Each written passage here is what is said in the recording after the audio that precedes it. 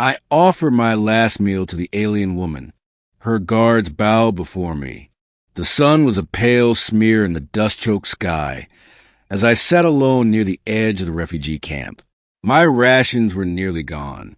Just one small packet of synth meal remained, a compressed brick of protein and starch, tasteless but vital. My stomach growled, but I ignored it. Then I saw her. The alien woman was unlike any being I had ever seen. Tall and regal, with shimmering violet skin and eyes like liquid gold. Her robes, though stained by travel and smoke, clung to her with a grace that suggested nobility. She moved through the camp like she didn't belong here, because she didn't. Behind her marched two silent guards clad in obsidian armor, spears in hand. Everyone watched her, but no one approached. She was hungry. I could see in the way she paused near the water barrel, lips dry, hands slightly trembling. But no one offered her anything, not even a kind word. She's from the ruling caste, someone whispered near me. Let her starve. I didn't know her name, didn't know her history. All I saw was a woman with pride and pain in her eyes, and hunger. So I stood, walked over, and knelt before her. She looked down at me with surprise, her guards tensing, their spears dropping just a little in warning. I have something, I said quietly, holding out my last meal with both hands. The guard stepped forward instantly, but she raised a single hand and they froze. She stared at the packet, then at me. You would give this to me? Her voice was melodic, soft, but steady. I don't have much, I replied, but I have enough for today. You look like you need it more. Silence fell like a curtain. Around us, murmurs died out. Even the wind seemed to hold its breath.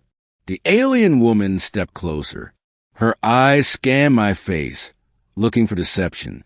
Then something shifted in her expression, something I didn't understand.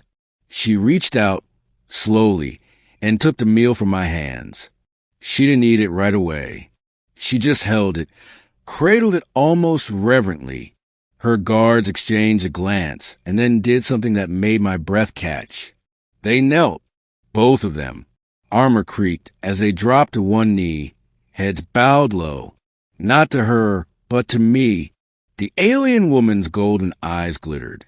You may not realize what you've done, she said gently, but this gesture, this offering, it is sacred among my people. The last meal, freely given, is the highest act of honor. I blinked. I just didn't want you to suffer. She stepped even closer and laid a hand on my chest. You carry no weapons. You wear no rank. And yet, you are braver than all who pass me by.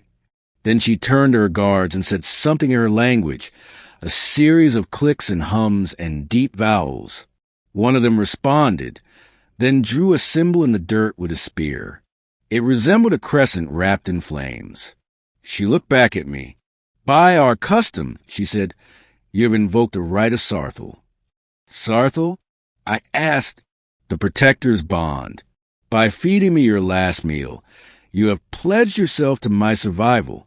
And I, she paused, am bound to protect your life until mine ends. My heart thudded. Wait, I didn't mean... I know you didn't, she said. That is what makes it real. That night, she shared the meal with me, bit by bit, breaking it in half with her elegant fingers, placing some in my hand, then hers. Her name, I learned, was Me.HFY. She was no ordinary noble. She was heir to a fractured throne, pursued by assassins after a failed coup. The guards were her last loyal sentinels. I expected the camp to treat her differently after what happened, but they didn't. Suspicion and division ran deep between species in this part of the galaxy, but Me.HFY didn't mind. From that day on, she and her guard stayed close to me, never letting me wander far. One morning, I awoke to find her staring at me with an unreadable expression. You're not a soldier, she said. No, just a mechanic. Then why are you here? I hesitated, because I couldn't stay where I was. War eats everything. I wanted to help anyone I could. She nodded like she understood. You helped me. Trouble came 3 days later. A gang of mercenaries stormed the outer edge of the camp. They were scavengers looking for refugees to ransom, or worse. Panic spread. People scattered. I tried to run too, but found myself face to face with one of the raiders. He grabbed me by the throat and slammed me against a supply crate. You don't look like much, he sneered, but maybe you got something useful. Then he froze. Varelli stepped between us, her eyes glowing. Touch him again, she said, and you will never use your hands again. Her voice was calm, cold, final. The mercenary laughed, right before one of her guards drove a spear into his foot, pinning him to the ground. The other guard flanked him, and together they tore through the rest of the attackers like shadows in a storm. Varelli never looked away from me. Not once. When it was over, she came to where I was huddled, dazed but alive. This is the right of Sarthal, she said simply. Later that night, she knelt before me, not ceremoniously, but personally, and she handed me a thin, glowing stone. This is a royal seal, she said. It bears my family's crest. If you ever speak my name while holding this, my people will come, no matter how far. Why me? I whispered. You are the first person, she said, who saw me as more than a title, a threat, or a burden. You gave your last meal not for reward, but out of kindness. You will never be just anything. Her guards bowed again, deeper this time. You have friends now, she said, and more than that, you have a future. In the weeks that followed, word of what happened spread. Varelli's people, hidden in the mountains, sent envoys.